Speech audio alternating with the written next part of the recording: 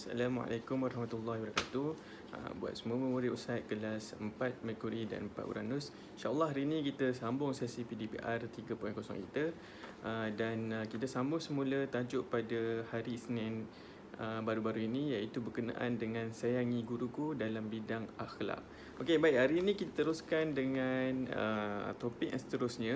Pada hari Isnin itu Ustaz jelaskan apa itu maksud guru dan bagaimana cara kita untuk mentaati guru. Hari ini kita akan simpulkan sedikit berkenaan bagaimana Nabi Muhammad SAW menjadi seorang guru dan bagaimana para sahabat meneladani sifat-sifat ataupun orang kata sikap yang ada pada Nabi Muhammad SAW.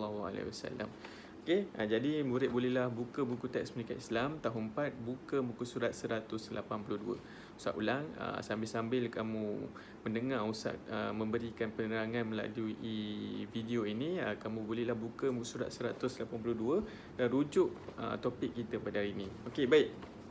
Caranya dalam menghormati guru, kita tengok para sahabat tidak berbual sesama mereka sekiranya Rasulullah SAW hadir kerana malu dan hormat kepada Rasulullah SAW. Bayangkan, bila sahabat-sahabat berkumpul, tiba-tiba datang Rasulullah SAW, mereka tu berhenti bercakap, dan tidak berbual sesama mereka.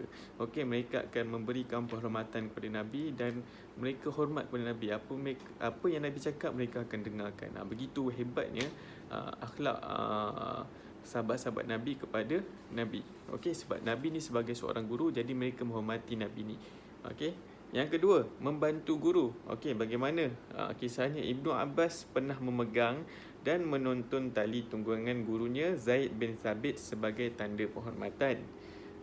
Bagaimana Ibnu Abbas ni, dia ada seorang guru bernama Zaid bin Thabit. Jadi semasa menaiki unta tu, mereka tu turun dan Ibnu Abbas ni yang tolong pegang, bukan gurunya pegang. Ibnu Abbas ni yang bantu tolong pegang unta tersebut dengan memegang talinya. Itu cara para sahabat menghormati seorang guru. Yang seterusnya, Abdullah bin Mas'ud radhiyallahu anhu sentiasa berkhidmat kepada Rasulullah SAW dengan menyediakan kasut dan tongkat ketika baginda hadir ke suatu majlis. Bayangkan, sahabat-sahabat Nabi ni menghormati Nabi sebagai seorang guru sampai mereka sediakan tongkat. Mereka sediakan tongkat untuk Nabi. Maksudnya sebelum Nabi datang tu, mereka dah ambil tongkat Nabi, mereka sediakan semuanya untuk Nabi. Bayangkan cara mereka menghormati guru. Jadi murid-murid bolehlah ambil tibar daripada kisah-kisah yang Ustaz ceritakan ni, supaya kita ni dapat pahala, dan kita juga tahu macam mana adab terhadap guru yang mana Nabi sendiri dah tunjukkan dan para sahabat Nabi dah tunjukkan cara-cara kita untuk menghormati seorang guru. Baik, yang seterusnya, bersabar terhadap guru. Ibnu Abbas radhiyallahu anhu sanggup menunggu di hadapan rumah gurunya Zaid bin Thabit yang sedang tidur sehingga beliau terjaga kerana hendak menuntut ilmu. Bayangkan, Ibnu Abbas ni seorang yang hebat, seorang ulama yang mana dia ni kalau nak tuntut ilmu, dia akan datang jumpa gurunya bernama Zaid bin Thabit. Waktu Zaid bin Thabit, waktu Ibnu Abbas tu datang, dia tengok guru tidur, tapi dia sanggup tunggu sampailah gurunya terjaga, kemudian barulah dia pergi jumpa dengan Zaid bin Thabit. Tu sangat orang kata sangat hebat lah. Sangat cun lah akhlak-akhlak Ibnu Abbas tunjukkan ni, bagaimana cara dia nak menghormati guru dia. Tunggu sampai sanggup tunggu walaupun datang daripada jauh, tiba-tiba dia tengok guru tengah tidur, dia tak ada kejut kan. Dia tunggu sampai guru dia bangun, kemudian barulah dia pergi minta ilmu daripada guru dia. Bayangkan.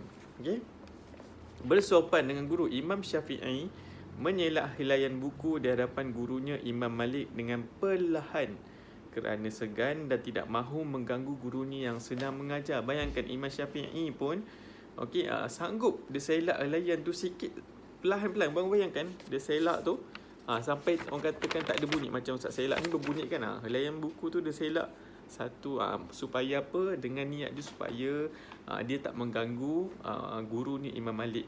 Bayangkan, begitu hormat. Bagaimana cara mereka menghormati seorang guru tu, sangat-sangat kita boleh jadikan teladan, kita boleh jadikan contoh. Macam kamu di sekolah pun sepatutnya buat begitu. Jangan orang kata kamu walaupun kamu tak suka sangat kepada guru tu, ataupun kamu rasa kamu je yang betul, Tetapi kamu kena ingat, adab mesti ada. Sebab tu Ustaz paling suka dengan budak-budak atau murid-murid yang beradab daripada dia berilmu. Sebabnya kalau dia ada ilmu, ada adab, itu lebih cantik. Tapi kalau dia ada ilmu, dia tak ada adab, dia bukan budak yang baik sebenarnya.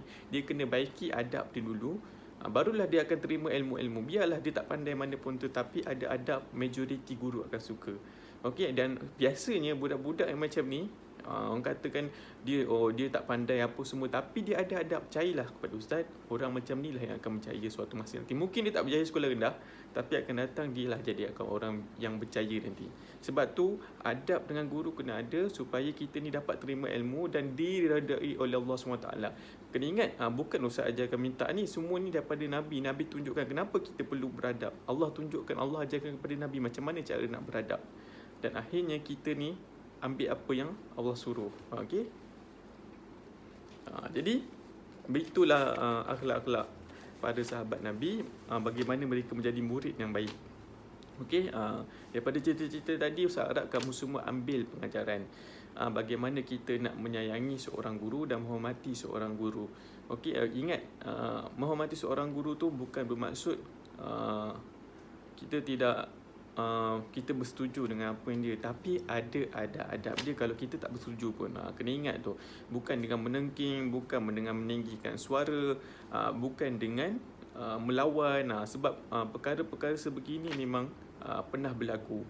Okey, dan bukannya sampai membuatkan guru tu sakit hati. Kena ingat, adab terhadap guru ni kita kena amalkan dengan sesiapa pun guru kita. Walaupun guru kita tu garang sekalipun, walaupun guru kita tu kita benci sekalipun, adab kena ada.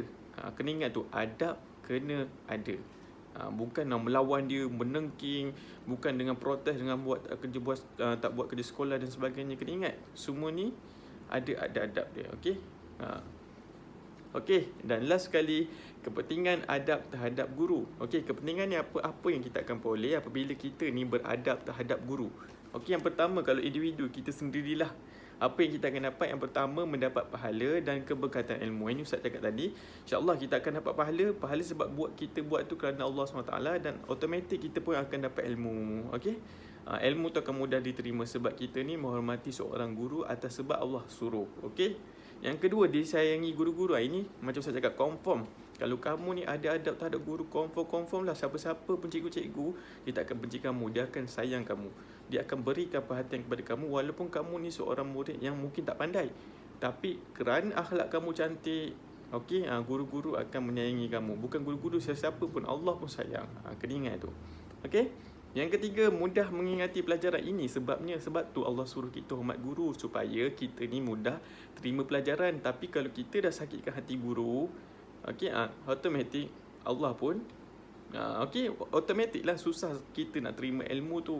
Okey, Allah pun murka. Okey, jadi kita kena tahu bahawa apa yang kita buat ni, adab ni, apa yang Allah suruh ni, semuanya Allah suruh ada sebabnya. Antaranya sebab kita nak mudah terima pelajaran, berbanding kita sakitkan hati guru, kita dah jadi susah terima pelajaran. Pelajaran pun susah nak masuk. Okey, itu yang perlu kita ambil tahulah. Okey, kepada masyarakat, apa kesan dia, apa yang kita akan dapat? Tidak mudah terpengaruh dengan gejala negatif. Okey, gejala negatif tu macam saya cakap tadi, memaki hamun, okey, suka merasa diri je besar, sombong, semua tu akan muncul kalau kamu sendiri tak ikut apa yang Allah suruh, iaitu menghormati seorang guru. Masyarakat akan hancur. Okey, masyarakat akan rasa masyarakat ni dalam keadaan orang dalam golongan orang yang tak terdidik. Okey, jadi kena ingat, guru tu dihormati atas dasar kerana Allah dan Rasul yang suruh, dan Allah dan Rasul dah tunjukkan macam mana cara menghormati seorang guru. Okey, melahirkan masyarakat berilmu dan penyayang. Okey, bila kita dapat ilmu, kita mudah terima ilmu, kita mudah dengar cakap cikgu, kita akan jadi masyarakat yang ada ilmu dan sangat sayang kepada masyarakat lain. Okey, penyayang. Okey, semua akan ambil tahu, semua akan ambil kisah. Okey, pasal kita, pasal orang lain. Itu akan mewujudkan masyarakat yang penyayang sebab kita ni mudah terima ilmu. Okey, dan akhir sekali, apa akan jadi kepada negara? Yang pertama, lahir ramai cerdik pandai untuk membangunkan negara. Bila kita ni dengar cakap cikgu, okey, ilmu kita dapat pun berkat, okey, dan ditambah lagi dengan keredaan Allah dan ibu bapa, maka masyarakat ni, kamu semua ni akan jadi orang-orang yang cerdik pandai, orang-orang yang bijak. Masyarakat pun akan jadi cerdik pandai. Itu fungsi kenapa kita perlu mentaati seorang guru.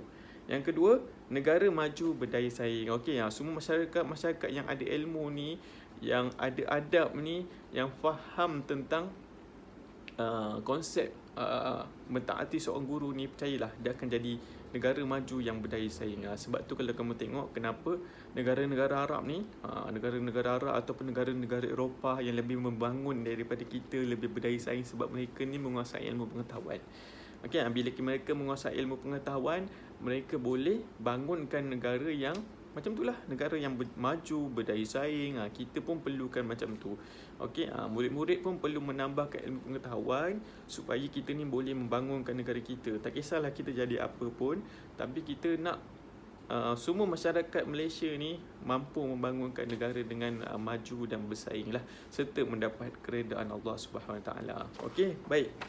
Itu sahaja sesi pengajaran kita. Saya harap kamu faham kenapa kita perlu mentaati seorang guru. Okey, jadi tugasan kamu pada hari ini, seperti biasa, buka buku modul Mesra Digital ni dan buka muka surat 74.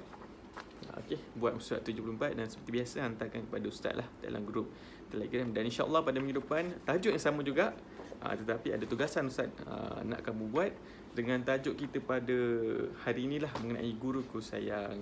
Okey, itu sahaja daripada ustaz. Kita jumpa lagi pada minggu hadapan insya-Allah jika diizinkan Allah. Assalamualaikum warahmatullahi wabarakatuh.